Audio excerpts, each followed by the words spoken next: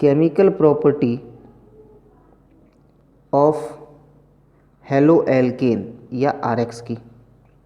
तो हमारे सिलेबस के अंदर टोटल 4 केमिकल प्रॉपर्टी दे रखी है और उसका जो पहला टॉपिक है वो है केमिकल रिएक्टिविटी।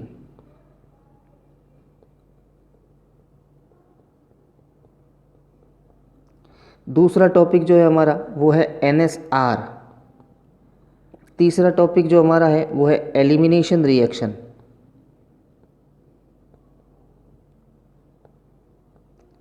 चौथा टॉपिक जो हमारा है वो है इसके अंदर रिएक्शन विथ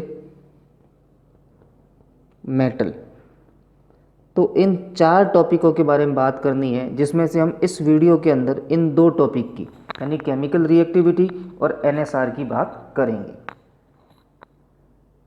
सबसे पहले बात करते हैं हम इसके अंदर, पहला टॉपिक जो हमारा है वो है केमिकल रिएक्टिविटी।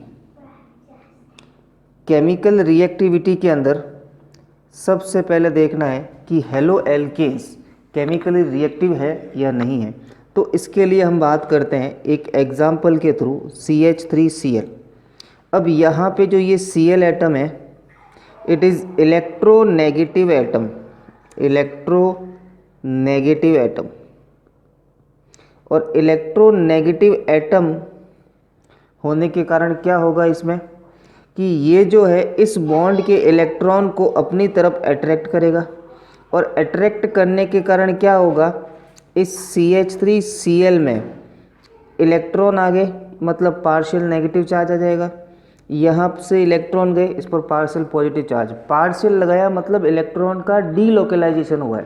पूरे के पूरे इलेक्ट्रॉन Cl के पास नहीं आए हैं और सारे के सारे इलेक्ट्रॉन जो है CH3 के पास नहीं गए। इफ पूरे के पूरे इलेक्ट्रॉन चले जाते हैं बॉन्ड के तो क्या हो जाता है, इसके अंदर जो है प्लस या माइनस चार्ज आता है। यहाँ पे सिर्फ पार्शियल चार्ज लगाया मतलब ये इसको इलेक्ट्रॉनों को डीलोकलाइज करने की कोशिश कर रहा है, और जिसके पास इलेक्ट्रॉन आ रहे हैं वो नेगेटिव होगा यानी कि पार्शियली नेगेटिव, और जिससे इलेक्ट्रॉन जा रहे हैं वो पार्शियली पॉजिटिव होगा। तो इस तरीके से इस पूरे मॉलिक्यूल के अंदर क्या जनरेट हो गई, पोलैरिटी जनरेट हो गई, या मैं कह दूँ इसके अंदर क्या जनरेट हो गया, चार्ज जनरेट हो गया। और जब भी पोलैरिटी और चार्ज जनरेट होता है इसका मतलब ये केमिकली क्या होंगे, रिएक्टिव होंगे। तो यहाँ पर हम कह सकते हैं कि haloalkanes are chemically reactive due to presence of polarity. तो हम इसमें क्या कह सकते हैं कि RX are chemically reactive, chemically reactive due to polarity. तो पोलैरिटी होने के कारण ये केमिकली रिएक्टिव होते हैं, या दूसरे वर्ड में कहें इनके अंदर जो क्या प्रेजेंट होता है, due to presence of electronegative, presence of electronegative atom, negative atom, it attain charge, hence show polar nature,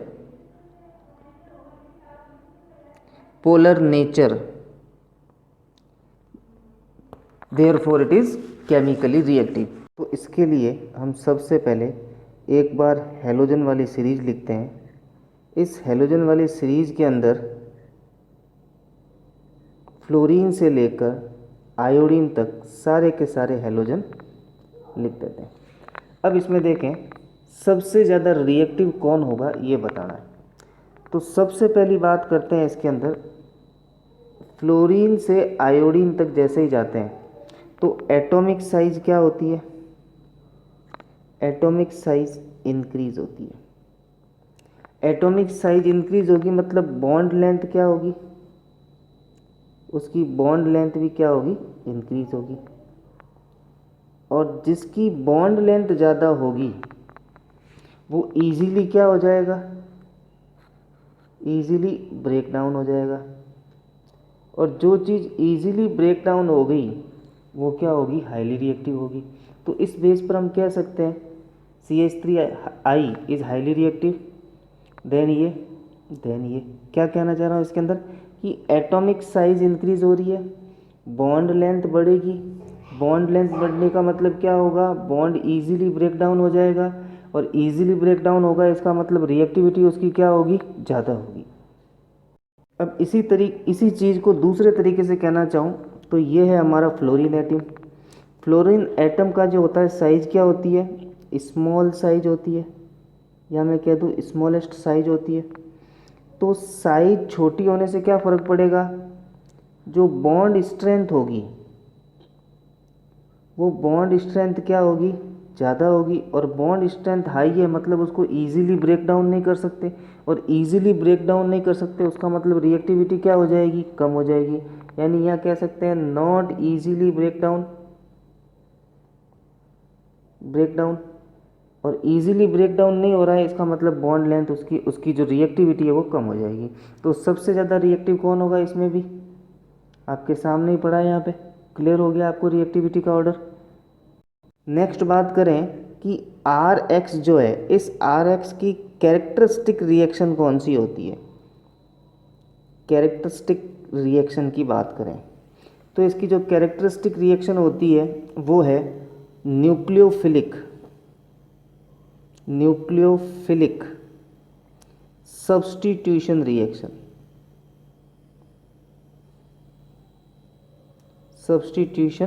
reaction. अब इसकी कैरेक्टरिस्टिक न्यूक्लियोफिलिक सब्स्टिट्यूशन रिएक्शन है, क्यों है उसको देखना है हमें। इसके लिए हम क्या करते हैं, एक जनरल एग्जांपल लिखते हैं CH3Cl का। अब यहाँ पे ध्यान रखना है कि इसमें जो है सिंगल बॉन्ड है तो हमेशा रिएक्शन कौन सी होगी, सब्स्टिट्यूशन रिएक्शन होगी। अब होता क्या है, इस Cl एटम की जगह कोई दूसरा एटम आके जुड़ता है यानी सब्स्टिट्यूशन हो गया। अब ये दूसरा एटम कौन सा आके जुड़ता है, वो है न्यूक्लियोफाइल जुड़ता है। इस कारण से इसको क्या बोलेंगे, इसको बोलते हैं न्यूक्लियोफिलिक सब्स्टिट्यूशन रिएक्शन। तो हम यहाँ पे क्लियर कर सकते हैं कि हेलो एल्केन की जो कैरेक्टरिस्टिक रिएक्शन होती है वो न्यूक्लियोफिलिक सब्स्टिट्यूशन रिएक्शन होती है। बात करते हैं हम इसकी दूसरी प्रॉपर्टी जो है न्यूक्लियोफिलिक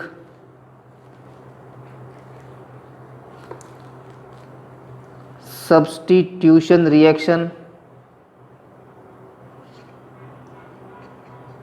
या शॉर्ट में बोलते हैं इसको NSR। अब क्या होती है NSR, उसके बारे में देखते हैं। तो सबसे पहले हमको एक चीज़ कंसिडर करनी है कि जहाँ पर भी अपने को सिंगल बॉन्ड दिखे वहाँ पर हमेशा सब्स्टिट्यूशन रिएक्शन होता है या होती है। नेक्स्ट, जहाँ पर हमको मल्टीपल बॉन्ड दिखे, मल्टीपल बॉन्ड मतलब डबल बॉन्ड या ट्रिपल बॉन्ड दिखे, तो वहाँ हमेशा क्या होगा, एडिशन रिएक्शन होगी। ये दोनों चीज़ें जो है हमारे वो MTR पॉइंट है। MTR पॉइंट का मतलब होता है मुझे तू रट, दैट इज़ MTR। क्लियर। अब बात करें आगे, इसको समझते हैं कि भाई सिंगल बॉन्ड जो है हमारा, उस सिंगल बॉन्ड के अंदर हमेशा जो है, जो सिंगल बॉन्ड है हमारा, इस सिंगल बॉन्ड के अंदर हमेशा सब्स्टिट्यूशन रिएक्शन क्यों होती है उसको देखें। तो उसका रीज़न स्टडी करना चाहें तो ये देखें, हमारे पास है CH3Cl, कार्बन की वैलेंसी होती है 4, चारों की चारों वैलेंसी कंप्लीट है। तो फिफ्थ एटम तो कोई आकर ऐड नहीं हो सकता है, यानी जोड़ेगा तो नहीं, इसका मतलब एडिशन तो नहीं होगा। और एडिशन नहीं होगा तो इस केस में क्या कर सकते हैं कि इन भाई साहब को हटा के, इनको हटा के इसकी जगह कोई ऐसा का ऐसा कोई दूसरा लगा दिया जाए। यानी कि हटा के लगा रहे हैं, इसका मतलब क्या हो रहा है, सब्स्टिट्यूशन हो रहा है। और सब्स्टिट्यूशन हो रहा है इस कारण से अपन ने कहा कि सिंगल बॉन्ड के अंदर हमेशा सब्स्टिट्यूशन रिएक्शन होती है। क्लियर हो गया होगा कि कार्बन की वैलेंसी होती है 4, चारों के चारों एटम प्रेजेंट है, तो कोई पांचवा नया एटम तो हम जोड़ नहीं सकते। और पांचवा एटम हम जोड़ नहीं सकते, इसका मतलब क्या होता है, किसी एक एटम को हटा के उसकी जगह दूसरा एटम लगाया जा सकता है। यानी क्या हो रहा है, सब्स्टिट्यूशन हो रहा है। इस कारण से कहते हैं कि सिंगल बॉन्ड जहाँ पर भी होगा उनकी कैरेक्टरिस्टिक रिएक्शन हमेशा क्या होगी, सब्स्टिट्यूशन रिएक्शन होगी। अब बात करें इसी के साथ साथ डबल बॉन्ड वाली बात भी कर ही लेते हैं। तो अपन ने कहा कि भाई जहाँ पर भी डबल बॉन्ड या ट्रिपल बॉन्ड होता है वहाँ हमेशा एडिशन रिएक्शन होती है। तो एडिशन रिएक्शन क्यों होती है उसका रीज़न देखें तो ये आपका कंपाउंड है एक CH2 डबल बॉन्ड CH2। हमने ये रिएक्शन पहले कर चुके हैं, HBr का एडिशन करवाए तो क्या होता था, एक बॉन्ड टूटता था, एक जगह जुड़ता था हमारे पास H और एक जगह जुड़ता था हमारे पास Br। तो इसमें हो क्या रहा है, डबल बॉन्ड की वजह से एडिशन हो रहा है, यानी डबल बॉन्ड टूट रहा है तो दोनों कार्बन एटम की एक एक वैलेंसी खाली हो रही है, और एक एक वैलेंसी खाली हो रही है तो नया एटम आकर उस पर क्या कर सकता है, जुड़ सकता है।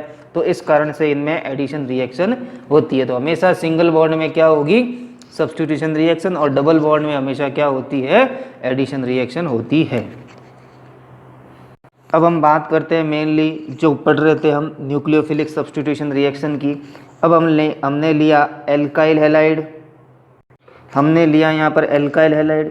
एल्काइल हैलाइड के अंदर देखा जाए सिंगल बॉन्ड है, तो सिंगल बॉन्ड से अपने पास क्लियर हो गया एक चीज़ कि सब्स्टिट्यूशन तो होगा।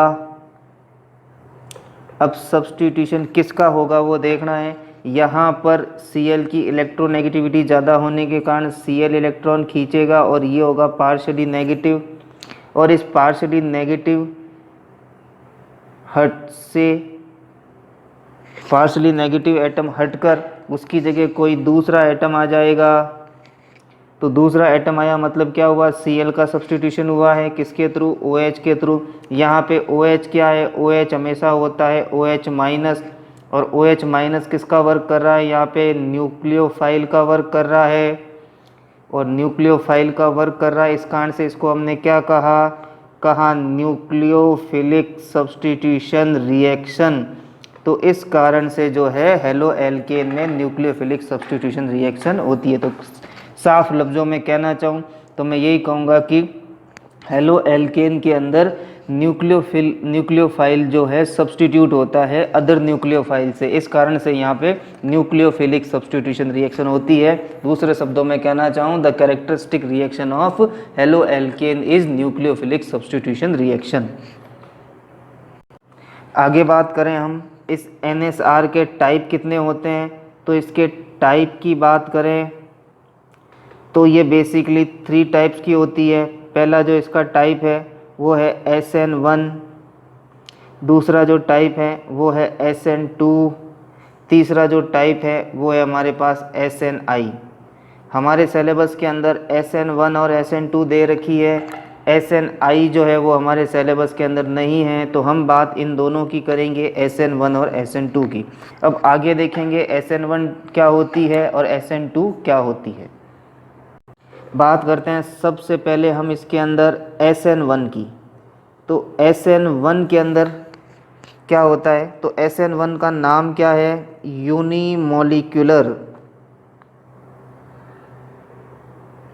यूनिमोलिक्यूलर NSR, यानी कि nucleophilic substitution reaction, unimolecular nucleophilic substitution reaction. अब इसको बात यह आती है कि इसको यूनिमोलिक्यूलर क्यों कहते हैं, तो उसका रीज़न देखना चाहें हम इसके अंदर। तो SN1 के अंदर जो रेट ऑफ रिएक्शन है, rate of reaction is directly proportional to the concentration of one reactant, यानी एक रिएक्टेंट की कंसंट्रेशन के ऊपर इसकी रेट डिपेंड करती है। यानी किस पर कह रहा हूँ, एक पर, एक के कारण इसको क्या बोला है, यूनिमोलिक्यूल, यानी एक मॉलिक्यूल की कंसंट्रेशन पर जो है SN1 रिएक्शन की रेट ऑफ रिएक्शन डिपेंड करती है। या मैं कह सकता हूँ इसको जो है वेलोसिटी ऑफ रिएक्शन जो है वो भी किस पर डिपेंड करती है, एक ही रिएक्टेंट की कंसंट्रेशन पर। इस कारण से इसको क्या बोलते हैं, unimolecular nucleophilic substitution reaction. Clear हो गया होगा आपको। अब इस SN1 रिएक्शन का जो दूसरा पॉइंट है वो दूसरा पॉइंट है इसकी मैकेनिज्म, यानी कि इसकी मैकेनिज्म जो है वो कितने स्टेप में होती है वो देखना है। तो इसकी मैकेनिज्म जो है वो 2 स्टेप प्रोसेस है। 2 2 स्टेप प्रोसेस होता है मैकेनिज्म का। और सबसे पहला स्टेप जो है इसका वो है यहाँ पर formation of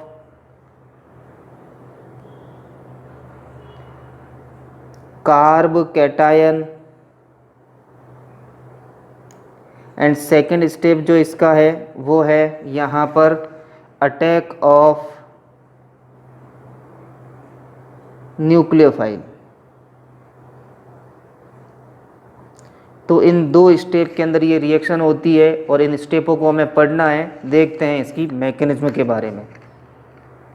mechanism of SN1 reaction को समझने के लिए हम एक जनरल एग्जांपल लेते हैं, फिर इसकी मैकेनिज्म की बात करेंगे। तो हमने लिया है यहाँ पे जो है ये compound.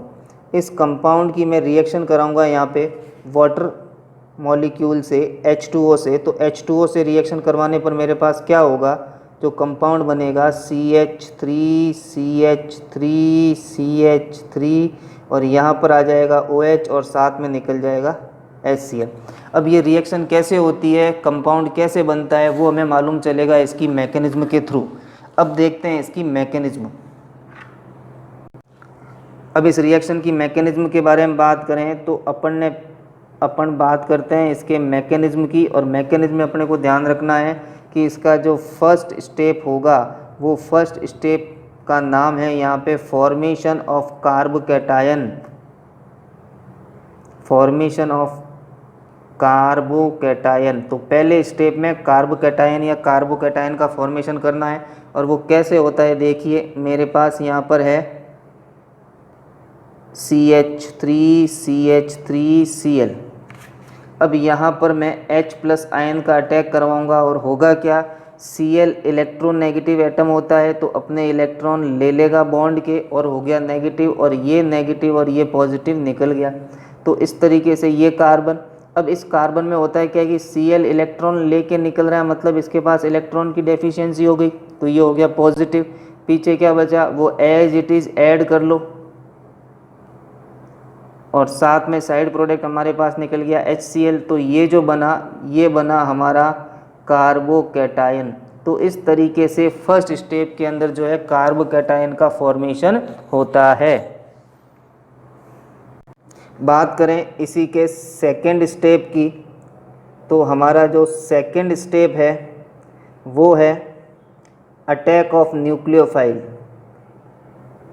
Attack of nucleophile. Nucleophile attack किस पर करेगा, कार्बोकैटायन पर करेगा, यानी कार्बोकैटायन पर अटैक होगा न्यूक्लियोफाइल का। अब कैसे होता है वो देखें। इसके अंदर हमारे पास कार्बोकैटायन जो फर्स्ट स्टेप के अंदर बना था वो है ये, इस पर अटैक करवाना है मुझे न्यूक्लियोफाइल का। न्यूक्लियोफाइल कौन है, OH- H2O में से H तो चला गया, पीछे क्या बचा OH, OH-। तो ये OH- क्या करता है, इस प्लस वाले कार्बन पर फ्रंट साइड से अटैक करता है और जो कंपाउंड बनाएगा CH3 CH3 और ये OH।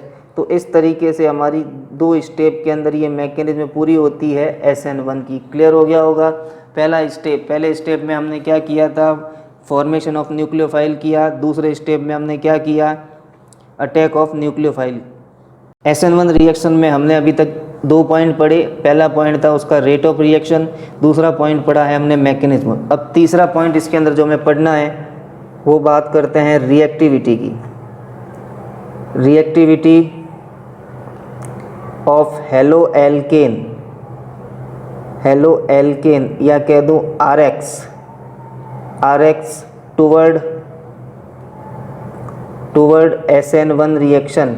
यानी SN1 रिएक्शन के लिए सबसे ज़्यादा कौन सा हेलो एल्केन रिएक्टिव होगा। तो यहाँ पर हमें देखना है, एक चीज़ ध्यान रखनी है कि रिएक्टिविटी जो होती है इस रिएक्शन के लिए, reactivity of RX is directly proportional to the stability of carbocation. Stability of carbocation तो कार्बोकैटायन पर डिपेंड करती है। ये पॉइंट हमारा MTR है, मिस मुझे तू रट। क्लियर हो गया आपको इसके अंदर।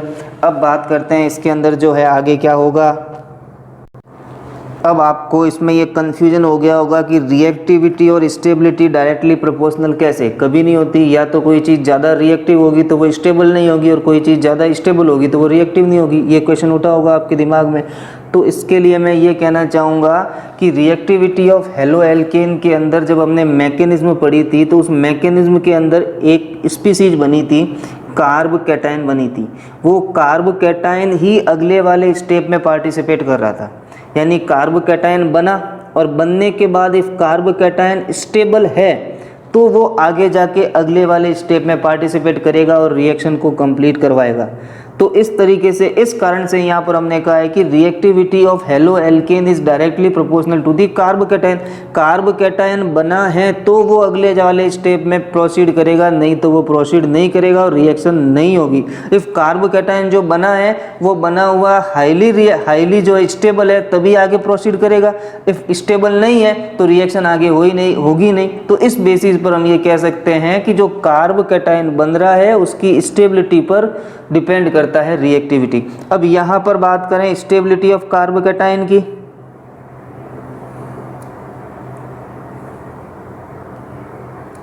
स्टेबिलिटी ऑफ कार्ब कैटायन की तो यहाँ पे मैं सिर्फ इतना बताना चाहूँगा कि 3 degree is more stable then 2 degree and 2 degree is more stable then 1 degree and last जो है मिथाइल कार्ब कैटायन। यानी सबसे कम स्टेबल कौन होता है? Methyl carb cation. अब यहाँ पर जो टॉपिक है स्टेबिलिटी ऑफ कार्ब कैटायन की, इसको मैं अपने प्रीवियस वीडियो के अंदर दे चुका हूँ, तो आप उस प्रीवियस वीडियो के अंदर जाके देखें जिसमें कार्ब कैटायन, कार्ब एनायन और फ्री रेडिकल तीनों की जो है स्टेबिलिटी और क्या होता है उसके बारे में बताया गया है। मेरा प्रीवियस वीडियो जो कि है एक्स्ट्रा डोज के नाम से है, वहाँ पर इन तीनों की स्टेबिलिटी ऑर्डर आपको मिल जाएगी और क्यों होता है ऐसा वो भी सारी चीज़ उस वीडियो के अंदर आपको मिल जाएगा। अब बात करें इसके अंदर, हमने कहा कि स्टेबिलिटी ऑफ कार्ब कैटायन तो सबसे ज़्यादा होती है 3 डिग्री, 2 डिग्री, 1 डिग्री। और हमने रिएक्टिविटी भी क्या कही थी कि reactivity is directly proportional to the stability of carbocation. तो यहाँ पर इन दोनों को मिलाया जाए तो सबसे ज़्यादा स्टेबल कौन होगा वो देखें तो हम लें इसके अंदर तीनों टाइप के हेलो एल्केन RCl, ये 3 डिग्री RX है हमारे पास। दूसरा लें हम इसके अंदर 2 डिग्री RX लिया। फिर हम लें इसके अंदर 1 डिग्री RX, ये हमारा 1 डिग्री RX। अब इन तीनों में देखा जाए, इसको तोड़े तो क्या बनेगा? Carb cation. इसको तोड़े तो क्या बनेगा? Carb cation. इसको तोड़ें तो क्या बनेगा? Carb cation. कौन सा हेलो एल्केन लिया उसके बेस पर 3 डिग्री बना, 2 डिग्री बना, 1 डिग्री बना, इफ उसके कॉरस्पॉन्डिंग हेलो एल्केन लिया है। और हमने कहा था कार्ब कैटायन सबसे ज़्यादा कौन स्टेबल होता है? 3 डिग्री, फिर कौन होता है? 2 डिग्री और लास्ट में कौन होता है? 1 डिग्री। तो इस बेस पर हम ये कह सकते हैं कि हेलो एल्केन में भी देखा जाए सबसे ज़्यादा रिएक्टिव कौन होगा? 3 डिग्री RX होगा हेलो एल्केन। फिर कौन होगा? 2 डिग्री RX होगा। फिर कौन होगा? 1 डिग्री RX होगा। तो इस तरीके से SN वर्ड रिएक्शन के टूवर्ड जो है 3 degree is highly reactive than 2 degree and 2 degree is highly reactive than 1 degree. यानी 3 degree, 2 degree, 1 degree halo alkane का रिएक्टिविटी ऑर्डर है towards the SN1 reaction. Next इसी का चौथा पॉइंट पढ़ें। चौथा पॉइंट हमारे पास जो यहाँ पर है अटैक ऑफ न्यूक्लियोफाइल।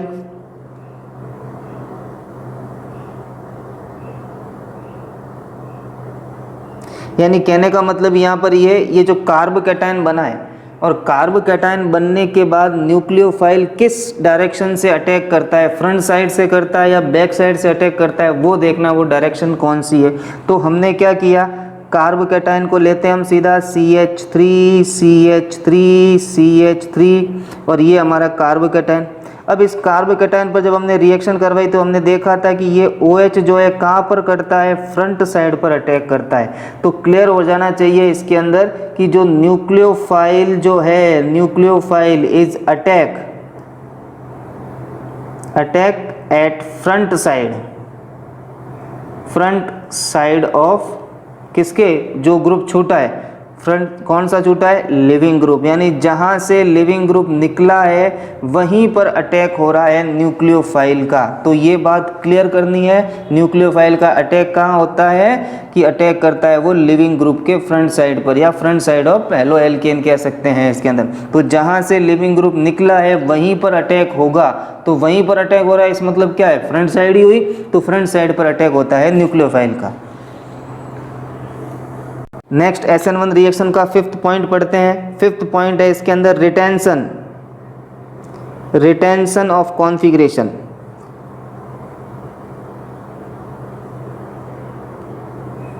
अब रिटेंशन ऑफ कॉन्फ़िगरेशन का मतलब क्या होता है? रिटेन मतलब री अटेन, जैसा कॉन्फ़िगरेशन था वैसा का वैसा कॉन्फ़िगरेशन वापस ऑब्टेन हो गया।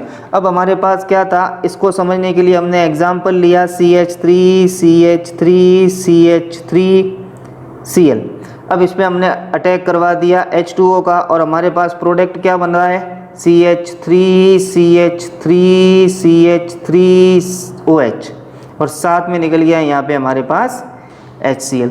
तो इसके अंदर देखें जिस तरीके से रिएक्टेंट का ओरिएंटेशन या कॉन्फ़िगरेशन है वैसा का वैसा कॉन्फ़िगरेशन क्या है हमारे पास प्रोडक्ट का। कॉन्फ़िगरेशन का मतलब क्या है? यहाँ पर Cl जो है इस डायरेक्शन में है और उसी तरीके से OH भी उसी डायरेक्शन में है, लेकिन एटम भले ही अलग है, एटम अलग है लेकिन इनका ओरिएंटेशन जो है एक ही डायरेक्शन में है। यानी कि क्या हो रहा है, रिएक्टेंट और प्रोडक्ट दोनों का जो है कॉन्फ़िगरेशन या ओरिएंटेशन एक जैसा होता है, जिसको बोलते हैं रिटेंशन ऑफ कॉन्फ़िगरेशन। तो हम इसको लिखेंगे कैसे? ऐसे लिखेंगे भाई, during the SN1 reaction the configuration of product and reactant are similar, therefore it is called retention of configuration. Clear हो गया होगा? यानी जैसा दिखने में रिएक्टेंट था वैसा का वैसा ही हमें प्रोडक्ट ऑब्टेन हो गया है, तो उसको बोलते हैं retention of configuration. Very very important question है और कई बार एग्जाम में इसको पूछा गया है, explain the retention of configuration. अब बात करते हैं एग्जाम पॉइंट ऑफ व्यू से SN1 रिएक्शन में क्वेश्चन क्या आते हैं। तो सबसे पहला बात यही आता है, पहला क्वेश्चन जो इसके अंदर बनता है, explain the retention of configuration. Explain the retention of configuration, पहला क्वेश्चन यही बनता है। कॉन्फ़िगरेशन, रिटेंशन ऑफ कॉन्फ़िगरेशन क्या होता है, जो कि मैंने बता दिया है। सिर्फ इतना सा ध्यान रखना है कि during the SN1 reaction the configuration of reactant and product are similar is called retention of configuration, और फिर उसका एग्जाम्पल बताना है रिएक्शन को लिख के। समझ में आ गया होगा इस चीज़ को। हमारा दूसरा क्वेश्चन जो बनता है वो बनता है रिएक्टिविटी पर, reactivity of haloalkane toward SN1 reaction. SN1 reaction के लिए कौन कौन से रिएक्टिव होते हैं? तो इसमें क्या होगा, आपको बहुत सारे हैलो एल्केन दे रखे होंगे, उनको या तो क्वेश्चन में लिखा होगा असेंडिंग ऑर्डर में बताओ या डिसेंडिंग। न्यूक्लियोफिलिक सब्स्टिट्यूशन रिएक्शन का दूसरा टाइप जो हमारे पास है वो है SN2 रिएक्शन। अब SN2 रिएक्शन का नाम है by molecular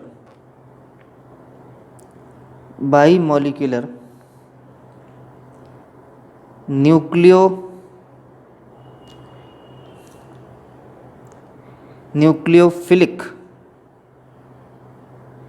substitution reaction.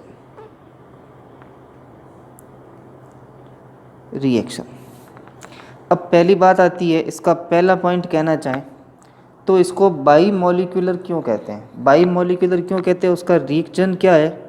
Reason है कि its rate of reaction is directly proportional to concentration of two reactant. Two reactant, यानी कि रिएक्टेंट का स्क्वायर। कहने का मतलब यहाँ पे हमारे पास जो दो रिएक्टेंट थे कौन कौन से, एक तो हेलो एल्केन और दूसरा जो न्यूक्लियोफाइल के साथ था H2O, उन दोनों के ऊपर डिपेंड कर रही है, तो इस कारण से इसको बोला है बाई मॉलिक्यूलर। या मैं कह सकता हूँ इसके अंदर वेलोसिटी ऑफ रिएक्शन जो होगी it is also directly proportional to the reactant की कंसंट्रेशन के स्क्वायर पर। यानी कि कहने का मतलब यहाँ पर यह है कि इन रिएक्शंस की रेट ऑफ रिएक्शन है इज़ डायरेक्टली प्रोपोर्शनल और depend to the concentration of two reactant, यानी दो रिएक्टेंट जो है उसमें पार्टिसिपेट कर रहे हैं उनकी कंसंट्रेशन पर डिपेंड कर रहे हैं। दोनों की कंसंट्रेशन ज़्यादा है रिएक्शन ज़्यादा होगी, कम है तो रिएक्शन कम होगी, वो बात कर रहे हैं। तो इस कारण से इसको बोला है बाई मॉलिक्यूलर। और बाई मॉलिक्यूलर कहाँ से लिया है, ये दो रिएक्टेंट होने के कारण इसको बोला है by molecular nucleophilic substitution reaction. Clear हो गया होगा आपको। इसके अंदर आगे बात करते हैं इसकी। हमारा इसका दूसरा जो पॉइंट है वो है इसका मैकेनिज्म। अब बात करनी है मैकेनिज्म, तो इसका जो मैकेनिज्म जो है वो सिंगल स्टेप या मैं कह दूं वन स्टेप प्रोसेस है। वन स्टेप मैकेनिज्म है, ज़्यादा बेटर रहेगा। वन स्टेप मैकेनिज्म है। वन स्टेप मैकेनिज्म कैसे, एक ही स्टेप में जो है रिएक्टेंट और रिएजेंट दोनों रिएक्शन करेंगे और साथ ही साथ क्या बनाएंगे, प्रोडक्ट का फॉर्मेशन करेंगे। अब बात करेंगे, इसको पढ़ते हैं इसकी मैकेनिज्म। और मैकेनिज्म को पढ़ने से पहले एक जनरल एग्जांपल लेते हैं इसका, CH3Cl।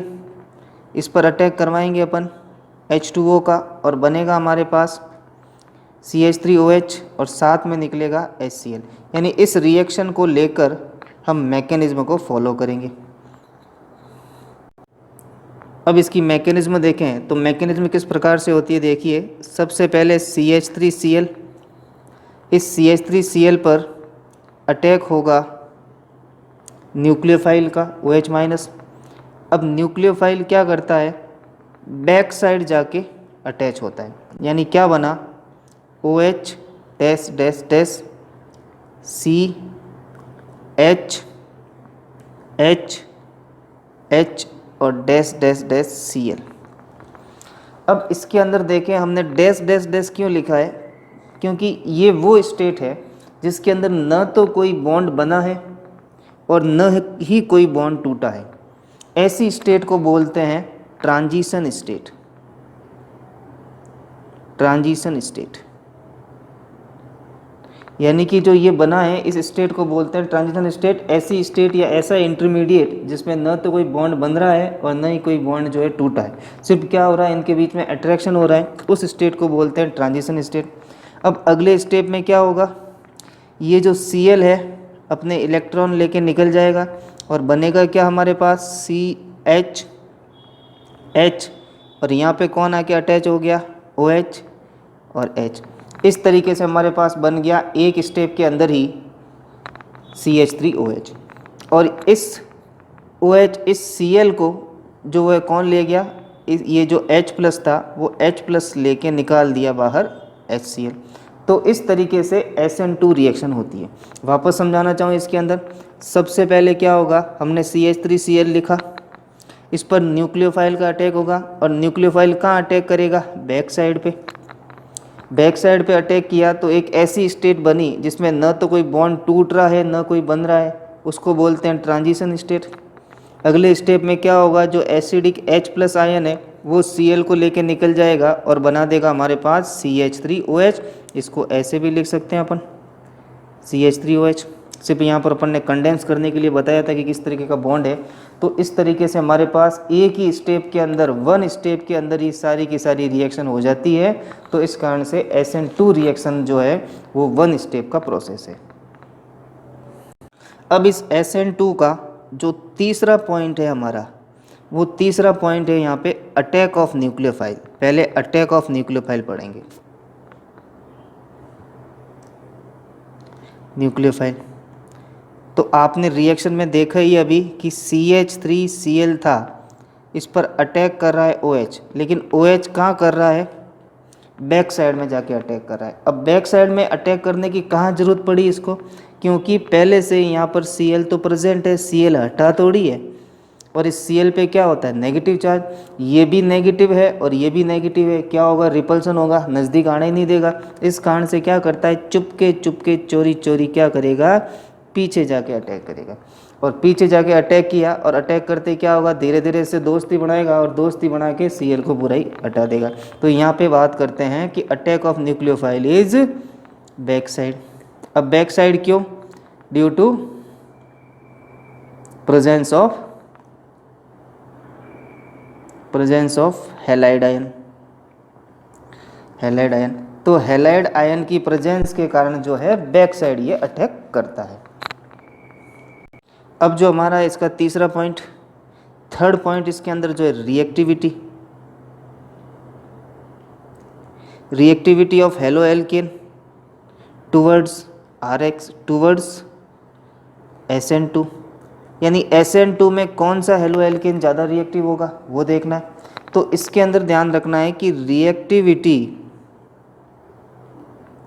Of RX is inversely proportional to the number of या कह सकते हैं स्टेरिक हिंड्रेंस, सीधा सा कहे स्टेरिक हिंड्रेंस।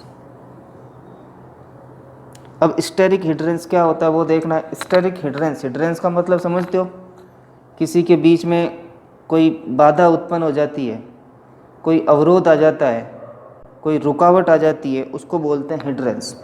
और स्टेरिक हिंड्रेंस का मतलब क्या होगा 3D में, यानी मॉलिक्यूल के अंदर जितना जो है रुकावट 3D में अटैक करना पॉसिबल नहीं होगा उतनी रिएक्टिविटी क्या हो जाएगी कम हो जाएगी। इसको समझते हैं, लेकिन इसको समझने से पहले ये ध्यान रख लेना, ये जो हमारा है MTR पॉइंट है, मुझे तू रट, आगे बात करते हैं।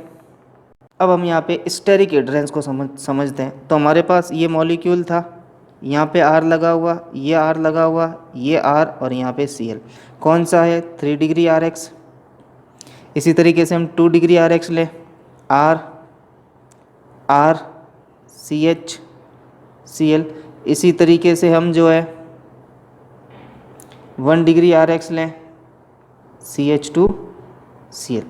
अब देखें इसके अंदर कि स्टेरिक हिंड्रेंस क्या होता है। अब ये OH भाई साहब, इनको क्या चाहिए बैक साइड अटैक करना है, क्योंकि आगे के साइड तो हिम्मत नहीं है, क्योंकि उसके जैसे ही बैठा है आगे सामने Cl। तो बैक साइड इसको अटैक करना है।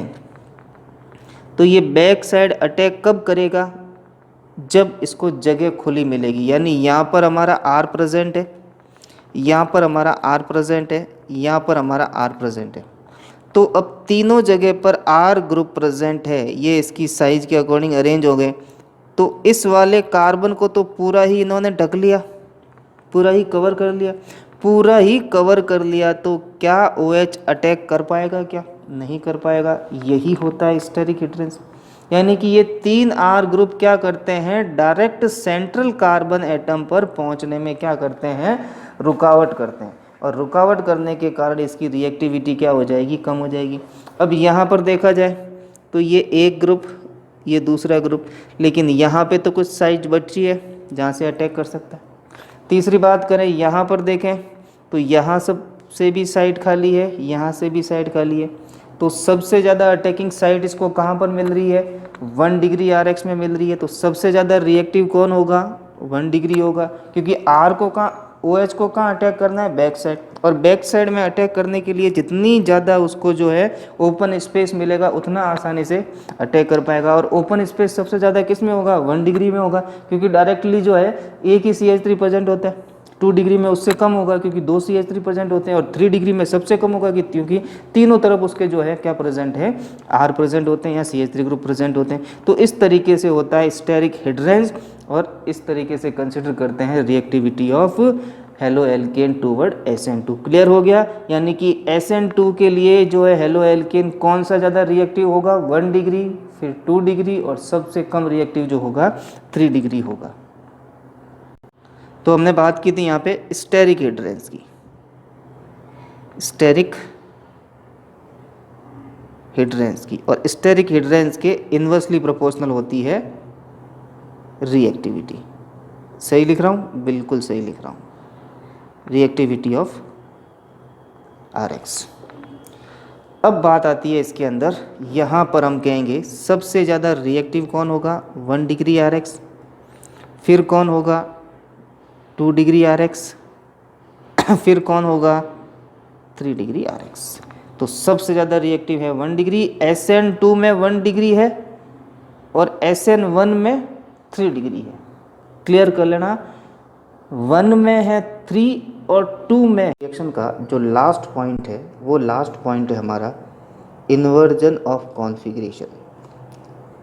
Inversion of configuration. अब ये क्या होता है, इसको सबसे पहले मैं डिफाइन करना चाहूँगा।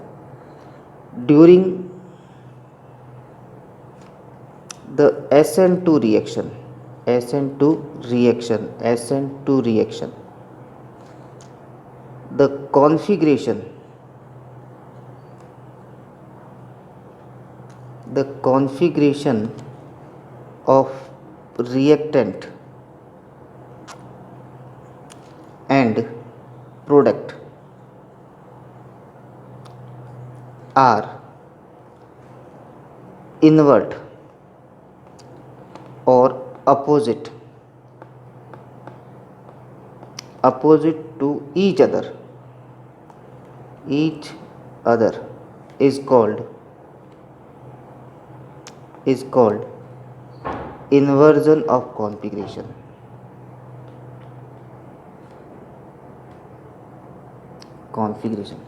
तो क्या होता है, SN2 रिएक्शन के अंदर रिएक्टेंट और प्रोडक्ट दोनों का कॉन्फ़िगरेशन जो है वो उल्टा होता है, इन्वर्ट होता है, उसे कहते हैं इन्वर्जन ऑफ कॉन्फ़िगरेशन। अब ऐसा क्यों होता है? क्योंकि न्यूक्लियोफाइल जो रिएक्टेंट के है बैक साइड में अटैक करता है, इस कारण से ऐसा होता है। अब इसको हम एग्जाम्पल के थ्रू समझना चाहें तो देखते हैं हम इसका एग्जाम्पल। तो एग्जाम्पल के लिए मैं यहाँ पे एक टर्सरी यानी कि 3 डिग्री हेलो एल्केन लेता हूँ, इसकी रिएक्शन करवाता हूँ मैं H2O से। तो क्या होगा, मेरा जो प्रोडक्ट बनेगा, इस प्रोडक्ट के अंदर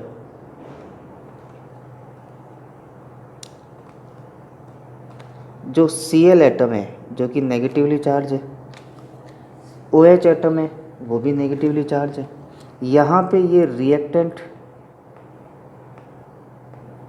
और यहाँ पर ये प्रोडक्ट। इसमें रिएक्टेंट में देखा जाए तो नेगेटिवली चार्ज प्रेजेंट है फ्रंट साइड पर, और प्रोडक्ट में देखा जाए तो नेगेटिवली चार्ज्ड ग्रुप जो प्रेजेंट है बैक साइड में। तो इस कंडीशन में ये दोनों या इनकी दोनों जो साइज है या जो साइट है वो क्या है, अपोजिट है। और अपोजिट होने का मतलब क्या हुआ, रिएक्टेंट का कॉन्फ़िगरेशन और प्रोडक्ट का कॉन्फ़िगरेशन क्या हो गया, उल्टा हो गया, इन्वर्ट हो गया। तो इसको बोलते हैं इन्वर्जन ऑफ कॉन्फ़िगरेशन। इसको देने वाला जो साइंटिस्ट था वो था वॉल्डन, इस कारण से इसको वॉल्डन इन्वर्जन भी कहते हैं। तो क्लियर हो गया होगा आपके दिमाग में वॉल्डन इन्वर्जन क्या होता है। इतना सा ध्यान रखना है कि during the SN2 reaction the configuration of reactant is opposite to the configuration of product is called inversion configuration. It is firstly given by Walden, therefore it is also called Walden inversion.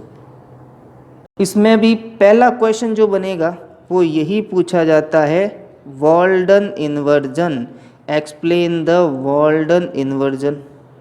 दूसरा question क्या पूछा जाता है कि arranged the Rx toward SN2 reaction, यानी कि arrange करना है आपको। कंपाउंड दे रखे होंगे कि कौन सा ज़्यादा रिएक्टिव होगा, तो आपको ध्यान रखना है 1 डिग्री, फिर 2 डिग्री और फिर लास्टली जो है 3 डिग्री। तो इस तरीके से दो तरीके के क्वेश्चन बनते हैं। और एक क्वेश्चन जो बनता है दोनों को मिला के जिसमें सारा का सारा SN1 और SN2 आ जाता है, वो ज़्यादा इम्पोर्टेंट है। वो है difference between SN1 and SN2 reaction, उसको हम करते हैं। अब हम बात करें SN1 और SN2 रिएक्शन के लिए जो है दोनों में क्या डिफरेंस है, एक तरफ लिख दिया SN1, दूसरी तरफ लिख दिया SN2, और यहाँ पर क्या होगी हमारी प्रॉपर्टी। तो पहली प्रॉपर्टी जो यहाँ पर ये होगी वो होगी रेट ऑफ रिएक्शन। ये रेट ऑफ रिएक्शन जो होगी वो क्या होगी, डायरेक्टली प्रोपोर्शनल होगी वन रिएक्टेंट की कंसंट्रेशन पर, एक ही रिएक्टेंट की कंसंट्रेशन पर। लेकिन ये जो होगी क्या होगी, दो रिएक्टेंट की कंसंट्रेशन पर। क्लियर है आपको। दूसरा स्टेप या दूसरा पॉइंट, इसका मैकेनिज्म देखें। ये कितना होता है, ये होती है 2 स्टेप प्रोसेस, 2 स्टेप प्रोसेस, और ये कितना होता है 1 स्टेप प्रोसेस। क्लियर हो गया भाई, दो तो डिफरेंस। तीसरा देखें इसके अंदर रिएक्टिविटी, रिएक्टिविटी ऑर्डर। तो रिएक्टिविटी ऑर्डर में सबसे ज़्यादा रिएक्टिव इसमें कौन होता है, 3 degree RX, 2 degree RX, 1 degree RX। इसमें 1 डिग्री RX, 2 डिग्री RX और 3 डिग्री RX। क्लियर हो गया। चौथा पॉइंट है attack of nucleophile, attack of nucleophile. Nucleophile का अटैक कहाँ होता है, इनमें फ्रंट साइड में, और इसमें कहाँ आता है front side of leaving group, लिखना बहुत ज़रूरी है, लिविंग ग्रुप। इसमें कहाँ होगा, back side, back side of leaving group. Point हो गए 4। अगले पॉइंट की बात करें, नेक्स्ट बात करें इसके अंदर जो इसकी इंटरमीडिएट स्टेट है, इंटरमीडिएट स्टेट। वो इंटरमीडिएट स्टेट कौन सी बनती है, इसमें बनता है कार्बोकैटायन,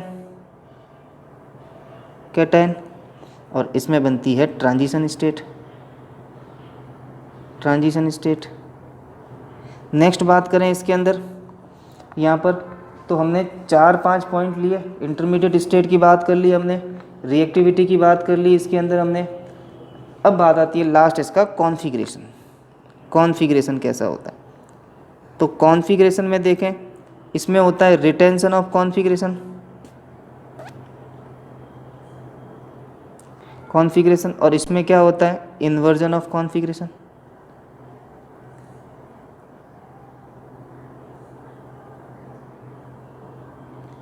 तो आप क्लियरली समझ गए होंगे इसके अंदर SN1 reaction, SN2 reaction exam point of view से बहुत इंपॉर्टेंट है। कैसे कैसे क्वेश्चन बनते हैं इसके ऊपर वो भी मैंने आपको बता दिया है।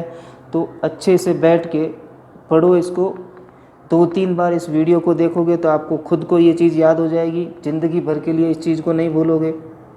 थैंक यू बच्चों।